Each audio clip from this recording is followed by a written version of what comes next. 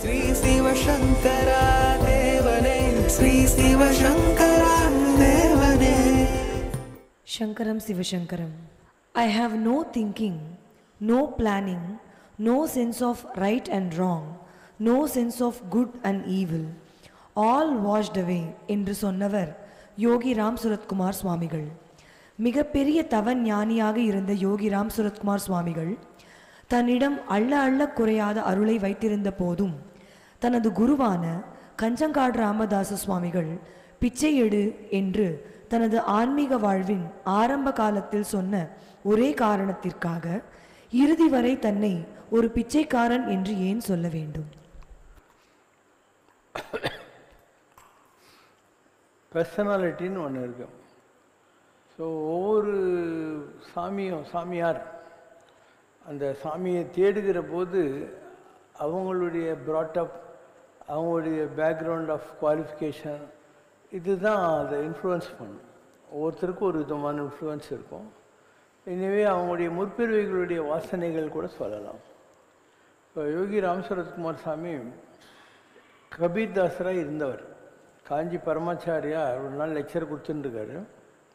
இப்போது ஒரு தூணுக்கு பின்னால் யோகி ராம் சுரத்குமார் ஒளிஞ்சு நின்று இவருடைய லெக்சர் கேட்டுன்னு இருக்கார். இப்போ பரமாச்சாரியார் சொல்கிறார், இதுக்கு முன்னே கபீர்தாசராக இருந்தவர் இப்போ நம்ம பிரவச்சனம் கேட்க வந்திருக்கார் தெரியுமோ அப்படின்னார். அப்போ அவருடைய இந்த பிறவியினுடைய வாசனையில் அவர் கிடைச்சிருக்கிற ஆத்மஸ்வரூபம்ன்றது கபீர்தாஸ். அதனால் இது ஒரு காரணம். அந்த கபீர்தாசராக இருந்தபோது அவர் ரொம்ப ஏழையாக இருந்தார். அப்பயும் ஏதோ கொஞ்சம் தான தர்மம்லாம் பண்ணிக்கிட்டு தான் இருந்தார். தான தர்மம் பண்ணுறதுக்கு 2 இன்சிடெண்ட் அவர் லைஃப்பில். எப்படி வறுமையில் செம்மைங்கிற மாதிரி ஒரு முறை அவர் எங்கேயோ வெளியே போயிருக்கார். கபீர்தாசருடைய வீட்டுக்கு பாகவதர்கள் இல்லையா, அவங்கெல்லாம் வராங்க. அந்த அம்மாவுக்கு என்ன பண்ணுறதுன்னு தெரியல. அவங்கெல்லாம் சாப்பாடு கேட்குறாங்க. நீங்கள் போய் குளிச்சுட்டு வந்துடுங்கன்றா. நேராக அந்த ஊரில் இருக்கிற ஒரு கோம்டி செட்டியார் கொத்தவால்னு அவங்ககிட்ட போய், நீ ரொம்ப நாளாக என்கிட்ட கண்ணு வச்சுருக்க, ஒரு 20-30 பேருக்கு ப்ரொவிஷன் கொடுத்தியானா நான் இன்றைக்கி ராத்திரி உன் ஆசைக்கு இணங்குறேன் அப்படின்னு. சரின்னு சொல்லிவிட்டு அந்த ப்ரொவிஷன்லாம் போட்டு சாப்பாடெலாம் போட்டுறான். அவங்க கிளம்பிடுறாங்க. இப்போ வீட்டுக்கு இவர் வந்த உடனே கபீர்தாஸ் ஒய்ஃப் ரொம்ப சோகமாக இருக்கா. என்னன்னா, இந்த மாதிரி ஒரு 20-30 பேருக்கு பாகவதர்களுக்கு சாப்பாடு போடாத பாவத்தை விட எதுக்கும் உதவாது இந்த உடம்பை நான் கேவலமாக தான் நினைக்கிறேன் அப்படின்னா. நீ நினச்சது தான் கரெக்டு வான்னு அவளை தூக்கின்னு போகிறாரு. போகிற வழியில் சேரு அவளை தூக்கி தோல் மேலே உட்காரிச்சின்னு போகிறாரு. அது பார்த்துட்டு அந்த கோம்டி செட்டியாரில் கொத்துவால் ஏதோ அடிக்கிறதுக்கு தான் வந்திருக்கான், பண்ணிட்டு கூட்டணும்னு நினைக்கிறான். அவன் சொல்கிறார், இல்லை நான் விருப்பப்பட்டு தான் அவளை கொண்டாந்து இருக்கேன். வர வழியில் சேர் இருந்தது, அவங்ககிட்ட வரப்போது சுத்தமாக இருக்கணுங்கிறதுக்காக நான் தோளில் தூக்கின்னு வந்தேன்னாரு. அவன் மிரண்டு போய் பார்க்குறான். மகாலட்சுமி மகாவிஷ்ணு மாதிரி அவங்க 2 பேரும் தெரியுறாங்க. உடனே காலையில் விழுந்து நமஸ்காரம் பண்ணிவிட்டு அனுப்பிச்சிடறான். இது அவருடைய வாழ்க்கையில் நடந்த ஒரு விஷயம். எப்போ பாரு வீட்டுக்கு வர எல்லாரையும் சாப்பிட்டு போங்கன்னு சொல்லுவாராம். அவருக்கு ஒரு மகன் தான். அவன் சொல்கிறான், இந்த மாதிரி நீ பண்ணிட்டு இருந்தேன்னா நம்ம கடன் கொடுக்கறதுக்கு கூட யாரும் ஊரில் இல்லை, பிச்சை எடுக்க வேண்டியது தான், திருட வேண்டியது தான், அதுக்கு என்ன திருடலாம் அப்படின். நீ எங்கூட திருடணும் கிளவா அப்படின்றான். நானும் வரேன். ஒரு கடையில் போகிறாங்க. ஜன்னல் வழியாக மகனை இறக்கி விடுறாரு.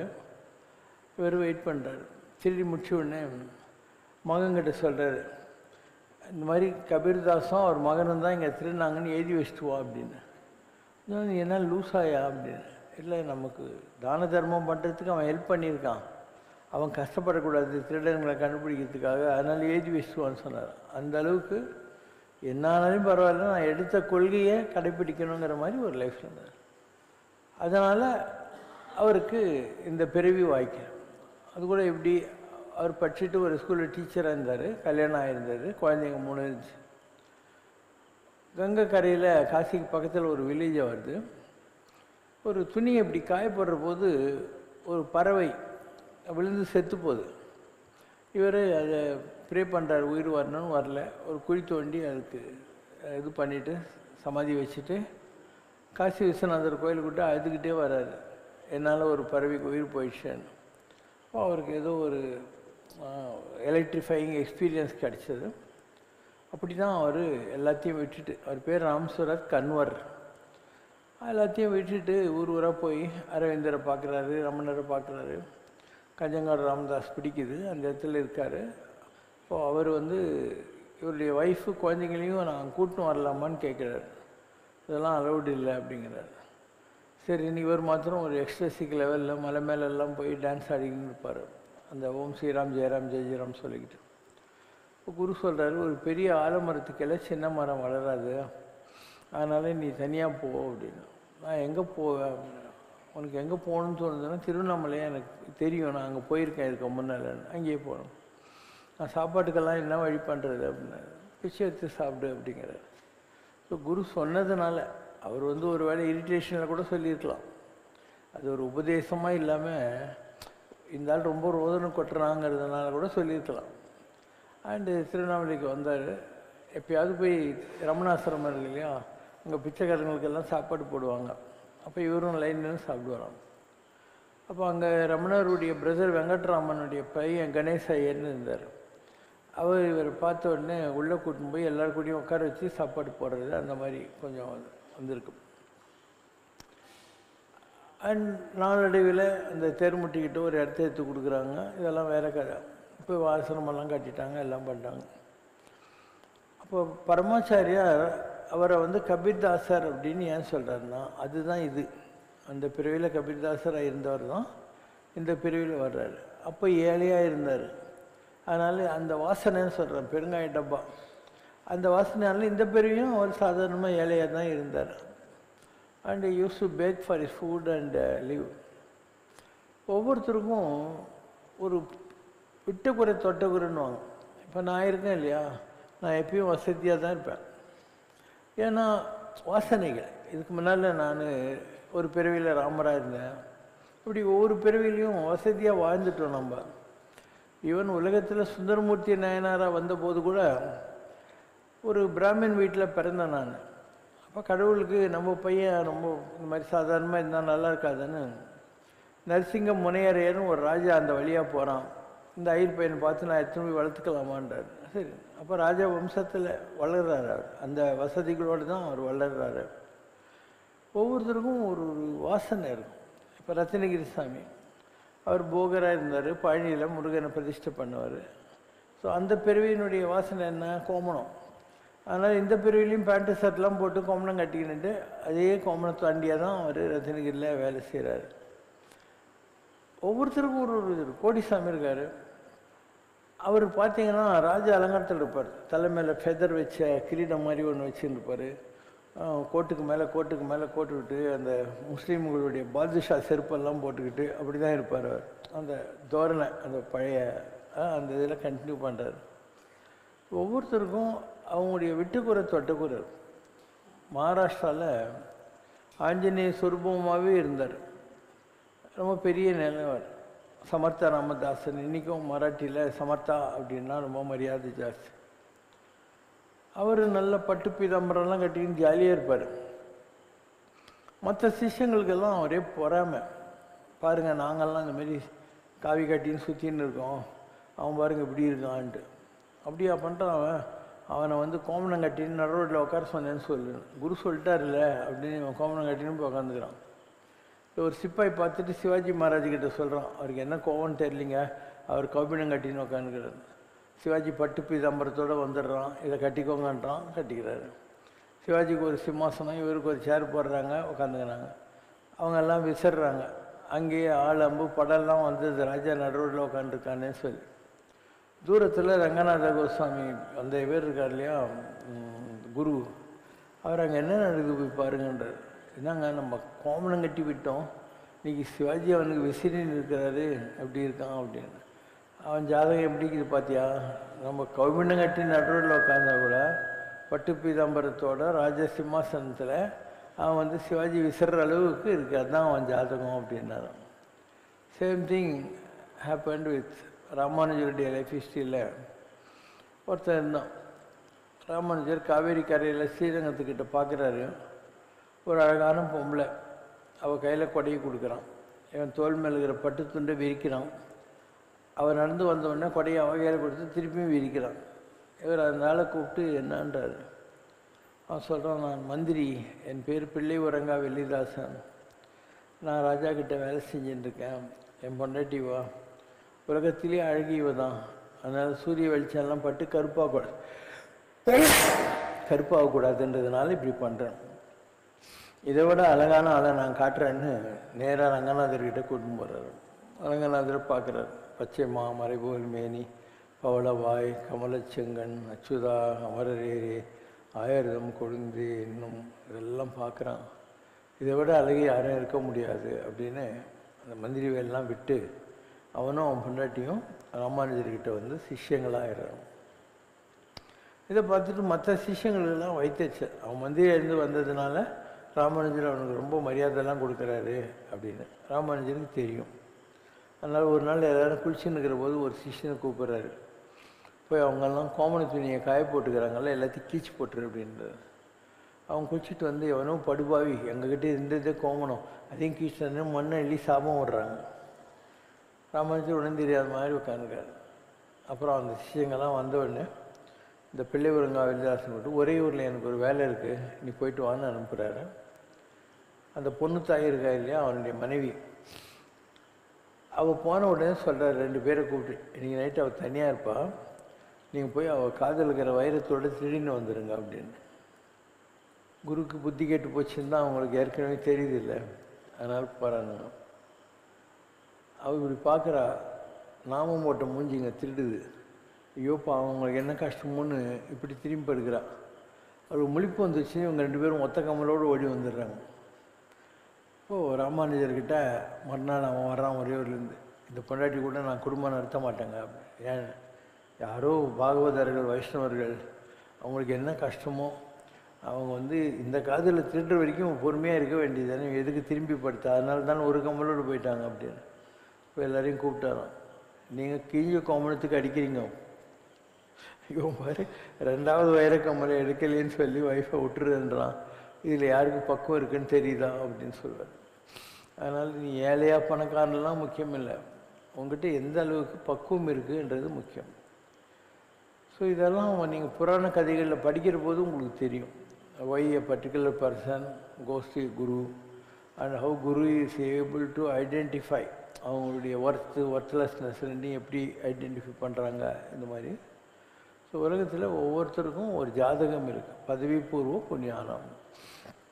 அதனால் போன பிறவியில் நல்ல வசதியாக இருந்தவன் இந்த பிறவியில் ஒரு வேளை பிச்சைக்காரனாக இருந்தால் கூட அவனுடைய அந்த தோரணை இருக்கிற லுக்கு அதனால கம்பீரமாக இருக்கும்.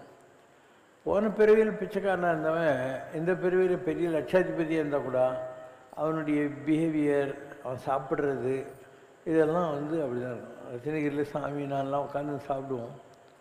அப்போது அவர் சொல்லுவார், ஒருத்தன் சாப்பிட்றத வச்சே அவன் என்னன்னு நான் கண்டுபிடிச்சிடுவேன்னு ரத்தினகிரி சாமி என்கிட்ட. எப்படி சாமி என்ன, அதாவது ஒருத்தன் பணக்காரனாக இருப்பான், ஆனால் பிச்சைக்காரனாக தான் சாப்பிடுவான் கையை நக்கி.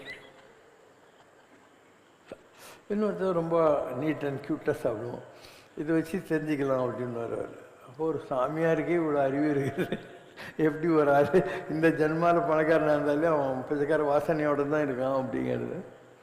இது எல்லாமே அப்படி தான். பெருங்காயம் இருந்த பாத்திரத்தை நீ காலி பண்ணிட்டா கூட அது பெருங்காய வாசனை இருக்கும். உலகத்தில் இந்த ஏழை பணக்காரெல்லாம் வந்து பிறவிதோறும் வருகிற கர்மாவினால் அமைகிற வாழ்க்கை. இலர் பலர் ஆகிய காரணம் நோற்பார் சிலர் நோலாதவர் பலர். இல்லாதவங்க ரொம்ப பேர், ஏன்னா அவெல்லாம் நோம்பு நோக்கலை, தான தர்மம் பண்ணலை அப்படின்னு அர்த்தம். அதனால் இந்த பிறவியில் ஜாதகம் எழுதுகிற கணக்கு புள்ளமாரோ என்ன எழுதுகிறாரு, பதவி பூர்வ புண்ணியானம். இந்த ஜாதகருக்குள்ள பலன்கள் எல்லாம் பூர்வ புண்ணியத்தை வச்சு தான் அப்படின்னு.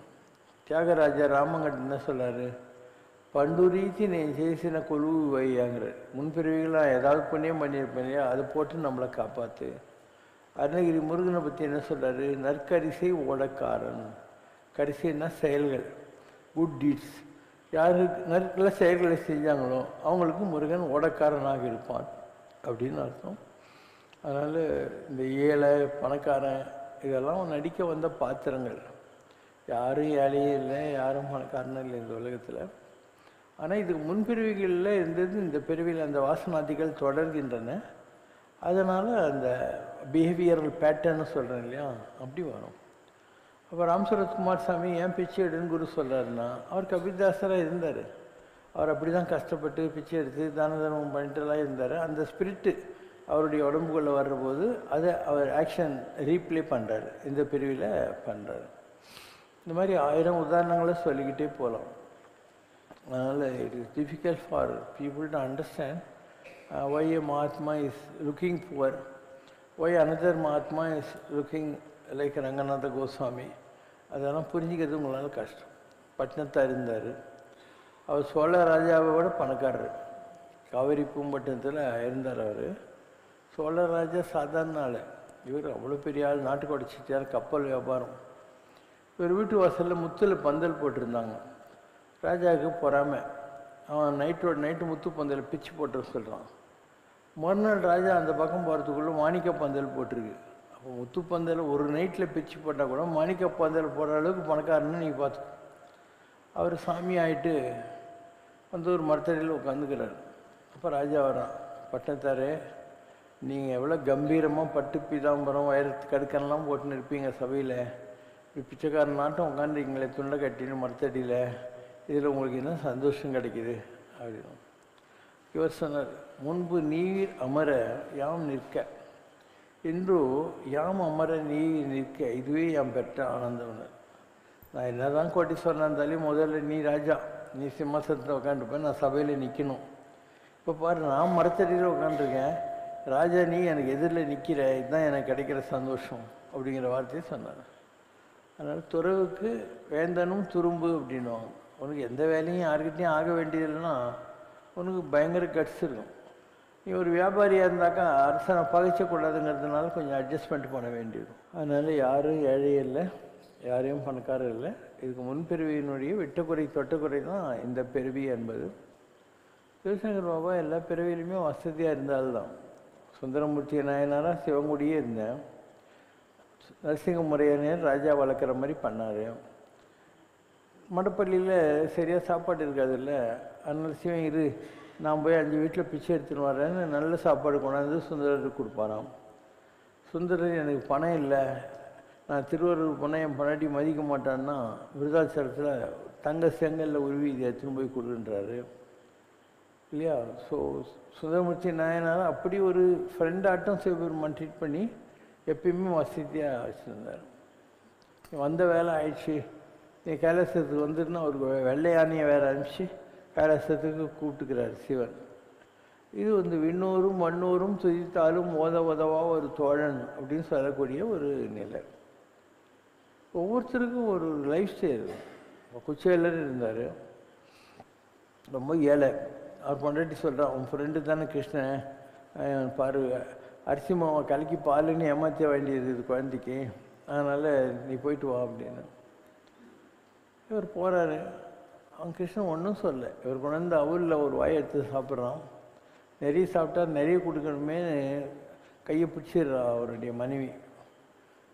அவன் திரும்பி வர்றதுக்குள்ளும் அவனுக்கு பங்களா, வீடு, வசதி, குழந்தைங்களுக்கு பட்டு பீதாம்பரம் எல்லாத்தோட வசதியாக வச்சிடுறார் கிருஷ்ணன். ஒரு வார்த்தை இவனும் கேட்கல, அவனும் சொல்ல. இதே துருபதன் இருக்கான், பஞ்சாப் ராஜா. ஸ்கூலில் படிக்கிற போது துரோணாச்சாரியாரும் அவனும் ஃப்ரெண்டு சொன்னான், நான் பிற்காலத்தில் பஞ்சாபுக்கு ராஜா ஆகிடுவேன், நீ என்னவா, அப்போது நான் பாதி ராஜ்யம் அவனுக்கு கொடுத்துடலாம், நம்ம இதேமாரி ஃப்ரெண்டாகலாம் அப்படின்னா. இவரும் இதே ஏழு தான். சரின்னு போனால் அவன் கிண்டல் அடிக்கிறான், நான் ஏதோ தமாஷுக்கு சொன்னேன், அதை சீரியஸ் எடுத்துன்னு வந்துட்டான் பாருன்னு. இவர் கோவம் வருது. அப்போ ஏகாலைவனுக்கு வந்து கட்டை விரலை வெட்டி அர்ஜுனனுக்கு கொம்பு சீவி அவனுக்கு எல்லாத்தையும் கற்றுக் கொடுத்து அர்ஜுனனை வச்சு அவரை தேர்காலில் கட்டி துருபதனை இழுத்துன்னு வந்து நான் அவனுக்கு பாதி ராஜ்யம் கொடுக்குறேன்னு சொன்னார். அதனால் ஹியூமிலியேட் ஆகிட்டு ஒரு யாகம் வளர்த்து அதில் தான் திருஷ்டத்மனியும் திரௌபதியும் கொண்டாந்து பழி வாங்கிறதுக்காக துரோணருக்கு எதிராக அவன் ஏவி விட்டான். அது மாதிரி நீ யாரை ஃப்ரெண்டாக வச்சுருந்தியோ, இப்போ கிருஷ்ணரை ஃப்ரெண்டாக வச்சுருந்த குசேலர் அவர் எப்படி நடத்தினார், துருபதன் மாதிரி ஒரு பரம்போக்கு ராஜாவை ஃப்ரெண்டாக வச்சுருந்த துரோணர் எவ்வளோ அவமானப்பட்டார். இந்த ரெண்டையும் கம்பேர் பண்ணிப்பார், உனக்கு தெரிஞ்சிடும். You name your friend I will name who you are அப்படின்னு ஒரு பழமொழி. அதனால் இட்ஸ் அ கொஸ்டின் ஆஃப் விட்ட குறை தொட்ட குறை. ஸோ இதுக்கு முன்பிறவிகளில் நல்ல வாசனாதிகள் இருந்தால் இந்த பிறவிலையும் நல்லா வசதியாக இருக்க முடியும். அதில் ஒன்றும் குறையில்லை. அது ஒரு ராம் சரத்குமார் சாமி இருந்தார். ஒரு ஸ்மால் ஒரு புவர் லைஃப் ஸ்டைலில் தான் அவர் இருந்தார். அண்டு நான் வாழ்க்கையில் அப்ஸ் டவுன்ஸ் எல்லாத்தையும் தான் பார்த்துருக்கேன். நான் காட்டில் போய் உட்காந்துருந்தா கூட எனக்கு எங்கேருந்தாவது அன்றைக்கி சாப்பிட்றதுக்கு வரும். நான் காட்டில் போய் உட்காந்துருந்தா கூட வரும். என்னுடைய அனுபவம். நான் எப்பயுமே கஷ்டப்பட்டதில்லை. ஆல் த டைம் ஏதோ ஒரு நானாக காவி கட்டின்னு சுற்றி இருந்தால் வேறு விஷயம். But God always takes care of me wherever I am, wherever I go. So ஒன்றும் ப்ராப்ளம் இல்லை. இப்போ ஒரு ஆசிரமம் நடத்துகிறோம். ஆசிரமம் எவ்வளோ கம்பீரமாக வச்சுருக்கோம். நீ எவ்வளோ ஆசிரமம் இருக்கும், எல்லாம் இதுவஞ்சின்னு இருக்கும், எல்லாம் ஒரு டொக்கு மாதிரி இருக்கும். நம்மளது எவ்வளோ கம்பீரமாக வச்சுருக்கோம். ஒன்று. ரெண்டாவது, நீங்கள் வர்றீங்க, உங்களுக்கு ஏதோ சாப்பிட்றதுக்கு கொடுத்தாங்க, பழம் கொடுத்தாங்க, சாக்லேட் கொடுக்குறாங்க, பாட்டு பாடுறாங்க, எல்லா வசதியும் இருக்குது. இதெல்லாம் சும்மா முடியுமா? அவங்க உங்கள்கிட்ட பவர் இருக்கணும் இல்லையா? இந்த இடத்துல பல்பு இருக்குதுன்னா எலக்ட்ரிசிட்டி இருக்குதுன்னு அர்த்தம். உங்கள்கிட்ட பவர் இருந்தால் அந்த இடம் வளப்பமாக இருக்கும். It will be very prosperous. தாவாரம் இல்லை தனக்கொரு வீடு இல்லை, தேவாரம் ஏதுக்கடி குதம்பாய் தேவாரம் ஏதுக்கடி. இது குதம்பை சித்தரின் பாடல் வரிகள். தனக்கு ஒதுங்க ஒரு தாழ்வாரமும் இல்லை, வீடும் இல்லை என்றிருக்கும் போது தேவாரம் ஏதுக்கடி என்று அவர் பாடுவதாகத்தான் ஒரு சாதாரண மனிதன் இந்த வரிகளை புரிந்து கொள்ள முடியும். ஆனால் ஈசனையே அனுதினமும் நினைந்து முற்பிறவியில் விட்ட தவத்தை இப்பிறவியிலும் தொடர்ந்து ஈசனிடம் தன்னை தடுத்தாட்கொள்ள வேண்டி நின்ற குதம்பை சித்தர் இப்படிப்பட்ட எதிர்மறை பொருளில் இந்த வரிகளை எழுதியிருக்க முடியுமா? இந்த பாடலுக்கு ஆன்மீக ரீதியில் வேறு ஏதாவது அர்த்தம் இருக்கிறதா? மாங்காய் பால் உண்டு மலை மேலே இருப்பார்க்கு தேங்காய் பால் ஏதுக்கடி குதம்பாய் தேங்காய் பால் ஏதுக்கடி. அதே குதம்பை சித்தர் தான் பாடுறார். என்ன அர்த்தம்? இந்த இடத்துல நமக்கு ஒரு சின்ன பிஞ்சு மாங்காய் மாதிரி ஒன்று இருக்குது சாஸ்திரார்த்தத்தில். அதில் இருந்து அமிர்தம் சுரக்கும். அதனால் மாங்காய் பால் உண்டு மலை மேலே இருப்பார்க்கு. இதுதான் மலை, கைலாசம். இந்த உலகத்தில் நீங்கள் சாப்பிட்றீங்க இல்லையா தேங்காய் பால், இதெல்லாம் எதுக்கு? அது எல்லாத்தோட பெரிய விஷயம். இங்கேருந்து வர்றது இந்த இடத்துல உனக்கு கட் பண்ண முடிஞ்சால் அமிர்தம் சாப்பிட்டுக்கிட்டு அப்படியே இருக்கலாம் நீ ஜாலியாக. அந்த அர்த்தத்தில் அவங்க சொல்கிறாங்க. யுவர் ப்ரியாரிட்டிஸ் ரொம்ப பெரிய நிலையெல்லாம் உங்களால் தொட முடியும். எதுக்கு இந்த ஊரில் இருக்கிற இட்லி புண்ணாக்கு இதெல்லாம் சாப்பிட்டுட்டு சாணி போட்டுன்னு 2 பனிக்குட்டி போட்டு செத்து போகிறீங்கன்னு அர்த்தம். So they are trying to uplift you with ஞானம். அதுக்காக சொல்லப்படுகிற பாடல்கள். அது ஒன்றும் ராங் இல்லை. நட்ட கல்லை சுற்றி வந்து 4 புஷ்பம் சாத்தியே சுற்றி வந்து மொனமொனென்று சொல்லும் மந்திரம் ஏதடா, நட்ட கல்லு பேசுமோ நாதன் உள் இருக்கையில் சுட்ட சட்டி சட்டுவோம் கரிச்சுவை அறியுமோ. இதுவும் அவங்க எழுதின பாட்டு தான். அதுக்கு என்ன அர்த்தம்? ஒரு செங்கல் கல் ஏதோ ஒன்றுத்த நட்டுறீங்க, இதுதான் சிவலிங்கம், இதுதான் மாரியாத்தா அப்படின்னு நம்புறீங்க. நட்ட கல்லை சுற்றி வந்து 4 புஷ்பம் சாத்தியே மொனமொனென்று ஏதோ ஒரு மந்திரம் முணுமுணுக்கிறது இல்லையா, மொனமொனென்று நட்டக்கல்லை சுற்றி வந்து 4 புஷ்பம் சாத்தியே சுற்றி வந்து மொனமொனென்று சொல்லும் மந்திரம் ஏதடா. என்னடா இதெல்லாம்? அந்த கல் உங்கள்கிட்ட பேச போதா? நட்ட கல் பேசுமோ? இப்போ என்ன பண்ணோம்? நாதன் உனக்குள்ளே இருக்கான். நாதன் உள்ளிருக்கையில் உனக்குள்ளே இருக்கான். ஒரு பானையில் நீ வத்த குழம்பு வச்ச, அந்த வத்த குழம்பு எப்படி இருக்கும் பானைக்கு தெரியாது. அந்த மாதிரி உனக்குள்ளும் நீ தான் பானை சட்டி, உனக்குள்ளே சாமி இருக்கார். அந்த சட்டிக்கு எப்படி உள்ளே இருக்கிற வத்த குழம்பு டேஸ்ட்டு தெரியாது, அந்த மாதிரி உனக்குள்ளே இருக்கிற கடவுள் உனக்கு டேஸ்ட்டு தெரியல, அதனால் கல்லை கட்டின்னு அழுகுறேன்னு அர்த்தம். சுட்ட சட்டி சட்டுவம் கரிச்சுவை அறியுமோ, அந்த டேஸ்ட்டு தெரிஞ்சுக்குமோ நாதன் உள்ளிருக்கையில். அப்போ இவங்கெல்லாம் என்ன சொல்கிறாங்க? ஒரு படிநிலையில் இருக்கிறவனுக்கு தான் இந்த விக்கிரக ஆராதனைலாம் தேவைப்படும். பிகினர், நீ எல்கேஜியில் இருக்க, எல்கேஜியில் உனக்கு ஏபிசிடி கற்றுக் கொடுப்பாங்க. உனக்கு 20 வயசில் ஏபிசிடி கற்றுக் கொடுப்பாங்க. நீ சின்ன வயசில் குழந்தையாக இருக்கிற போது நட வண்டி ஓட்டுற கராலர். இப்போ நீ ஃபுல் சைக்கிள் ஸ்கூட்டர் காரே ஓட்டுவேன். இப்போ போய் நட வண்டியில் நீ ஓட்ட முடியுமா? அந்த மாதிரி ஆன்மீகத்தில் ஒரு ஸ்டெப்பிங் ஸ்டோன் மாதிரி தான் இந்த விக்கிரக ஆராதனைலாம். யூ நீட் விக்கிரகம்ஸ் ஒன்லி ஃபார் அண்டர்ஸ்டாண்டிங் சம்திங். அதுக்கு பின்னால் நீ இன்னும் மேலே போயிட்டே இருக்கணும். எல்கேஜியோடு நின்றுக்கூடாது. You should progress further to 5th standard 10th standard and MA PhD ஏதோ ஒன்று போகணும். அதனால் ஆரம்பத்தில் செய்கிற பூஜை இல்லையா, அதுக்கு பேர் சரியை. சரியைன்னா சரீரத்தினால் செய்கிற பூஜை. அதுக்கப்புறம் கிரியை. கிரியைன்னா என்ன? ஒரு மந்திர தகுடு இல்லை மகாமேரு இதெல்லாம் வச்சுன்னு சில மந்திரங்களை உச்சரிக்கிற போது அந்த ஜாமெட்ரிக்கல் குழியெல்லாம் வெட்டி வைக்கிறாங்க இல்லையா காப்பர் தகுடில், அது உன்னுடைய சவுண்ட் வைப்ரேஷன் உனக்கு திரும்பி வரும். இதுதான் டு கிரியேட் எனர்ஜின்றது கிரியை. அதுக்கடுத்து இது ரெண்டையுமே விட்டுட்டு கண்ணை மூடிட்டு உட்காந்துக்கிறது, அதுக்கு யோகம்னு பேர். 4வது நிலை வர்றபோது ஞானம். இந்த ஞானம் தான் அந்த கல்லெல்லாம் விட்டுட்டு நமக்குள்ளேயே கடவுளை பார்க்கணுங்கிற ஒரு highest level of understanding. when you reach the 4th stage you don't need மந்திரம் தகடு மோதிரம் பரிகாரம் எதுவுமே தேவைப்படாது. ஈவன் ஜபம் கூட தேவைப்படாது. ஒரு ஸ்டார்டிங்க்கு சுவிட்ச் போடணும் இல்லையா, விளக்கு எரியறதுக்கு ஃபேன் சுற்றுறதுக்கு, அந்த மாதிரி ஒரு 2 minutes 3 minutes தான் அந்த மூடு தேவைப்படும். அதுக்கப்புறம் யூ வில் கோ blank. எல்லாம் மற என்னை மறந்த நலம் சொல்லாய் முருகா சுரபூபதியே. My mind should go blank. இதுதான் நிர்வாணம். நீ துணி இல்லாமல் இருந்தால் அதுக்கு பேர் நிர்வாணம். அதே மாதிரி மைண்டில் எந்த தாட்டும் இல்லாமல் இருந்தால் அதுவும் நிர்வாணம். சினிமா தியேட்டருக்கு போனேன், வெள்ளை ஸ்க்ரீன் தான் இருக்கும். இந்த ப்ரொஜெக்டர் ஆன் பண்ணால் தான் அதில் காதல் காட்சி சண்டை காட்சி கோட்டை காட்சியெல்லாம் வரும். ப்ரொஜெக்டர் ஆஃப் பண்ணி வச்சுருந்தா வெள்ளை ஸ்க்ரீன் தான் இருக்கும். அந்த மாதிரி உன் மனசுங்கிற ப்ரொஜெக்டர் இருக்கு இல்லையா, அதுதான் உன் வாழ்க்கையில் உணர்ச்சிகளுக்கெல்லாம் காரணம். மனசை அடக்கிட்டாக்கா அதுக்கப்புறம் வெள்ளை ஸ்க்ரீன் தான். அதுதான் நிர்வாணம்னு சொல்லக்கூடிய. எதுவுமே இருக்காது. Nothing that to see, nothing that to think. இது 4வது நிலைக்கு வர்றபோது அந்த உயரங்களை மக்களால் என்ஜாய் பண்ண முடியும். உங்களுக்கு இந்த உலகத்தில் கர்மா இருக்கு இல்லையா, அந்த கர்மாவனால் தான் நீங்கள் அப்பப்போ சந்தோஷப்படுறீங்க, அப்பப்போ துக்கப்படுறீங்க, வெறுப்பு விருப்பு குணங்கள் எல்லாம் இருக்கு.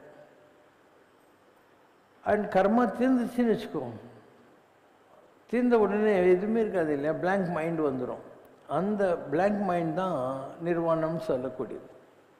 இந்த உடம்போடு நீ இருக்கிற போது பிளாங்க் மைண்ட் வந்துச்சுன்னா நிர்வாணம். இந்த உடம்புலேருந்து உன்னுடைய ஆத்மாவை பிரித்த பின்னால் இந்த உலகத்தில் நீ ஜோதியாக இருப்ப. அப்படி இருக்கிற போதும் தாட்லெஸ்ஸாக இருந்தால் அது மகா நிர்வாணம். உடம்போடு இருக்கிற போது நிர்வாணம். உடம்பை விட்ட பின்னாலே இந்த உலகத்தில் நீ உலா வருகிற போது அது மகா நிர்வாணம் என்பது. எடுத்த உடனே வந்துடுமா? ஒரு குழந்தைக்கு நட வண்டி வேணும், இன்றைக்கி உனக்கு நட வண்டி தேவைப்படாது. So it's a question of you are getting more mature, you are getting more enlighten.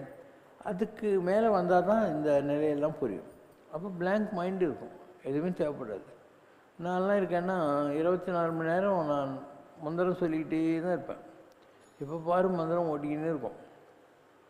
இது எப்படின்னாக்கா ப்ராக்டிஸில் வந்துடும். எவ்வளோ வருஷம் ஆச்சு? 36 37 வருஷமாக சொல்லிக்கிட்டே இருக்கேன் நான். ஆனால் எனக்கே தெரியாது. அது ஒரு ட்ராக் ஓடிக்கினே தான் இருக்கும், மந்திரங்கள்லாம் ஓடிக்கினே இருக்கும். சுவாச நிஸ்வாசம்னாங்க, வெளிக்காற்று உள்காற்றை மீறி நமக்குள்ளே மந்திரங்கள் ஓடிக்கிட்டே இருக்கும். அந்த நிலையை அடையலாம். சில பேர் வெளியே காட்டிக்குவாங்க. இப்போ ராம் சரத்குமார் சாமியெல்லாம் கை இப்படி ஓட்டின்னு இருப்பார். ஏன்னா அவர் அந்த ஓம் ஸ்ரீராம் ஜெயராம் ஜெய ஜெயராம் இல்லையா, அந்த மாதிரி பண்ணுவாங்க. சில பேர் மாலையை ருத்ராட்சர மாலை துளசி மாலை வச்சுக்கிட்டு இப்படி பண்ணிக்கிட்டு இருப்பாங்க. இன்னும் ஒரு நிலைக்கு போன பின்னால் மாலை உருட்டுறது திருட்டுறது எதுவுமே தேவைப்படாது. சும்மா உனக்கே தெரியாமல் எஃபர்ட்லெஸ்ஸாக ஓடிக்கிட்டே இருக்கும். அதுதான் ஹையஸ்ட் லெவல். நான் அதை எவ்வளோ வருஷங்களாக அதை தான் கடைப்பிடிச்சுன்னு இருக்கேன். எப்போ வேணால் வரும், நடந்துக்கிட்டு இருந்தாலே வரும், படுத்துன்னு இருந்தால் வரும், குளிச்சுன்னு இருந்தால் வரும், எப்போ வேணால் அது பாட்டிக்கு ஓட்டிக்கினே இருக்கும். இன்னொரு ட்ராக். திண்டுக்கல்லில் ஒரு சாமியார் இருந்தார், ராமதாஸ் சித்தர்னு பேர் அவருக்கு. ரயில்வேல ஸ்டேஷன் மாஸ்டர் இது டிடிஆராக இருந்தார். அவருக்கு ஒரு சித்தர் இந்த பவரை கொடுத்தாரு. H2 ராணிமங்கம்மாள் காலனி திண்டுக்கல்லில் இருந்தார். அவர் இதெல்லாம் செய்வார். இந்த சித்துக்கள்னு சொல்கிறாங்க இல்லையா, இதெல்லாம் அவரும் செய்வார். இப்போ அவர் இல்லை, அவர் மறைஞ்சிட்டார். அவர் நல்லவர் தான். அதாவது இந்த காசு பிடுங்கிறது ஏமாத்துறதெல்லாம் செய்ய மாட்டார். ஏதோ ஒரு பவர் அவருக்கு. இந்த சச்சர் ஒருத்தர் ரயில்வேல வந்தபோது இவர் சாப்பாடு வாங்கி கொடுத்துருக்காரு. உங்கள் வீட்டுக்கு நான் வந்து தங்கட்டமானாரு, ஆண் கூட்டின்னு போயிருக்காரு. அப்போது அந்த உங்கள் வீட்டில் இருக்கிற இரும்பெல்லாம் தூக்கின்னு வான்ட்டு அவர் தங்கமாக மாற்றி இதை போய் விற்றுட்டு வாங்கியிருக்காரு. இவர் விற்றுட்டு கொண்டு வந்து அவர்கிட்ட கொடுத்துருக்காரு. இந்த வித்தியை கற்றுக்கணுன்னு உனக்கு இல்லையானாலும் எனக்கு இதெல்லாம் இன்ட்ரெஸ்ட் இல்லை, நீ கொடுத்தீங்க போய் விற்றுட்டு வந்தேன்றார். அப்போனா உனக்கு தகுதி இருக்குது, நான் கற்றுக் கொடுக்குறேன்னு அவர் இவருக்கு வித்தியை கற்றுக் கொடுத்தாரு. அப்படி தான் இவருக்கு அந்த பவர் வச்சு. ஆனால் இவர் யாரையும் சேட்டிங்கெல்லாம் பண்ணதில்லை, நல்ல மனுஷன்தான். ஸோ இப்படி யாரோ ஒருத்தர் கொடுப்பாங்க. நீ அதிலேயே மாட்டிக்கின்னு வச்சுக்கோ. இந்த ஜனங்களை இம்ப்ரெஸ் பண்ணிவிட்டு அவன் தட்டில் போடுற 4 நாக்கு 8 நாக்கு நம்ம என்ன அப்படியா நம்மளை வீணாக்கிக்கணும். அதனால் இந்த இதுலேயும் வந்து ஒரு போன ஜென்மத்தினுடைய கோவத்தாவங்கள்லாம் இருக்கும். ஸோ உலகத்தில் ஒரு ஜென்மத்தினுடைய விட்டுக்குறை தொட்டுக்குறை கண்டினியூ ஆகுதுன்றது நான் புரிஞ்சுக்கிட்டேன். அதனால் எல்லாம் தெரிஞ்சு தான் நம்ம உட்காந்துன்னு இருக்கோம். அண்டு நான் இந்த பவர் கேமில் மாட்டிக்கிறதே இல்லை. இன்னும் சொல்லப்போனால் ஆன்மீகத்தில் நான் உயர்ந்த நிலைகளுக்கு போனபோது நான் கடவுள்கிட்ட கேட்ட ஒரே வாரம், என் பவர் என்னான்னு எனக்கு தெரியவே கூடாது அப்படின்னு. நிஜமாக சொல்கிறேன், என் பவர் என்னான்னு எனக்கு தெரியவே கூடாது. ஏன்னா தெரிஞ்சால் இந்த இதில் மாட்டிக்கும். இந்த ஆரகன்ஸ், ஈகோ, அதை 4 பேருக்கு டிஸ்பிளே பண்ணுங்கிற இந்த எண்ணத்துலலாம் மாட்டிக்கும். அதனால மாட்டிக்கக்கூடாது. அதாவது என்னுடைய ஸ்பிரிட் வந்து பிள்ளையார். கேது இவருக்கு ஞானத்தை கொடுக்கக்கூடிய கிரகம். 2 பக்கமும் உட்கார்ந்து கொண்டு இருக்கக்கூடிய சனி, குரு, சுக்கிரன் நல்லா மறுபடியும் நல்லா வசதி வாழ்க்கை குறைவில்லாமல் எல்லாமே வரும். ஆனால் எங்கிருந்து வருதுன்னா மக்கள்கிட்டேருந்து நேரடியாக வரும். இவர் முளைக்க போட்டோ விவசாயம் பண்ணியோ அல்லது ஒரு தொழில் செய்தோ இவ்வளவு சலுகைகளையும் வசதிகளையும் பெற கிடையாது. கேது வந்து ஒன்றுமில்லாத இடத்திலிருந்து இவ்வளவையும் வரவழைக்கும். அதே மாதிரி ஒன்றுமில்லாத இடத்திலிருந்து ஞானத்தையும் வரவழைக்கும். அந்த கேதுதான் இவர். இவர் பூஜையெல்லாம் பண்றதெல்லாம் அவருக்கே பண்ணிக்கிறது தான். இவர் கோயில் கட்டியிருக்கார், அது இது என்கிறாங்க. ஆனால் இந்த பூஜையெல்லாம் இவரையே இவர் அங்க உருவகப்படுத்தித்தான் செய்வாருங்கிறது தான் என் கணக்கு.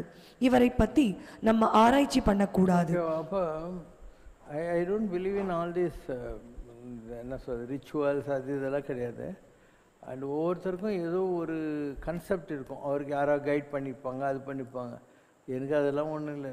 நான் பிறந்த போதே பிள்ளையார தான் பிறந்தேன். ஒரு குறிப்பிட்ட ஏஜ் வர்ற போது அது வெளிப்படுத்திக்கிச்சு, அவ்வளோதான்.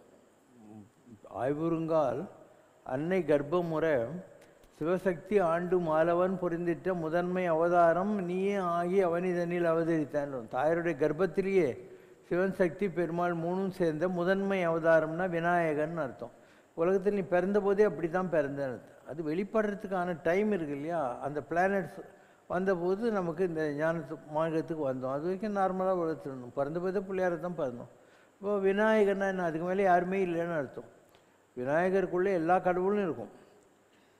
விநாயகருக்குள்ளே எல்லா கடவுளும் இருக்கும். எல்லாருக்கும் மேலே இவர் தான்ட்டு அவங்களே அக்ரிமெண்ட் போட்டு கொடுத்துருக்காங்க பிள்ளையாருக்கு.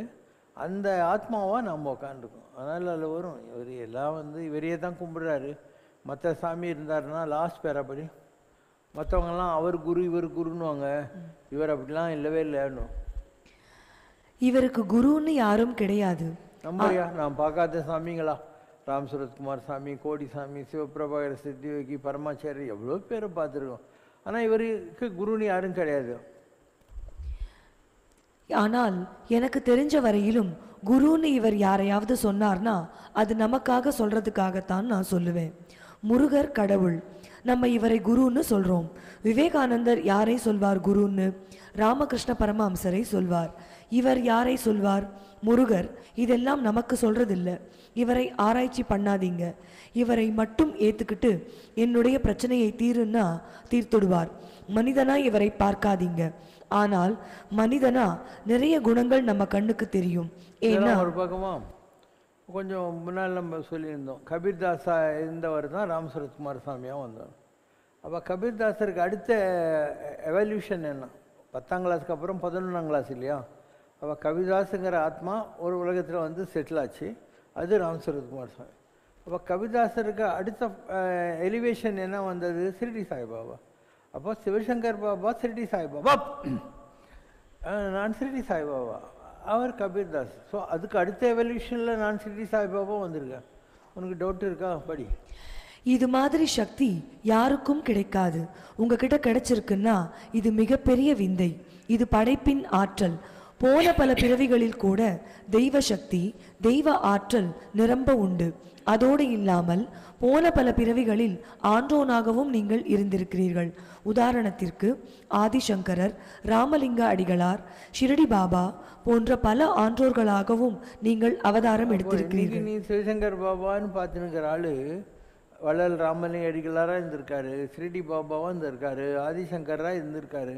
அப்போ நீ என்னை புரிஞ்சுக்கிறது ரொம்ப கஷ்டம் இல்லையா? எல்லா பிறவையும் எடுத்து நான் இழைத்தேன் என்று உன் திருவடிகள் கண்டு இன்புற்றேன்னுங்கிற மாதிரி எல்லா பெரிய வேலையும் பார்த்தோம். சாமியாகவே இருந்து பார்த்தாச்சு, ராமராகவே இருந்து பார்த்தாச்சு. இன்னும் அந்த வழியில் வந்த மகான்களாக வர்றதுங்கிறது ஒரு பெரிய விஷயம் இல்லைல்ல. கடவுளாகவே வந்தாச்சு உலகத்தில். அதுக்கப்புறம் மகான்களாக வர்றதுல என்ன இருக்குது? அதனால் ஷிரடி பாபா, ஆதிசங்கராச்சாரியார், அப்புறம் வள்ளல் ராமலிங்க அடிகளார் எல்லா அவதாரத்துலேயும் வந்தாச்சு. இப்போ எல்லாத்தையும் சேர்த்துக்கிட்டு பூர்ண பிரம்மங்கிறது. பூர்ண பிரம்மம்னு என்ன?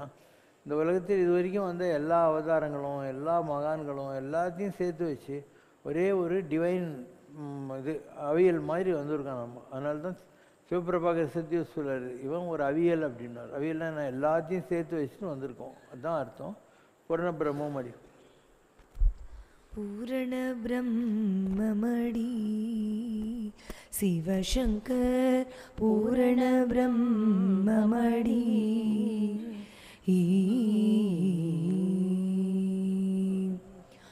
வாரணனும் வடிவேலனும் ஆகி நாரணன் நான் முகன் நாயகன் சிவனேனும் நீரும் நெருப்பும் நீநிலமும் இவன் நீலவானமும் நெளிகாற்றும் இவன் பாரில் தோன்றிய பல்லுயிரும் இவன் படைத்த பின்னும் காக்க நேரில் வந்தான் இவன் பூரண பிரம்மமடி.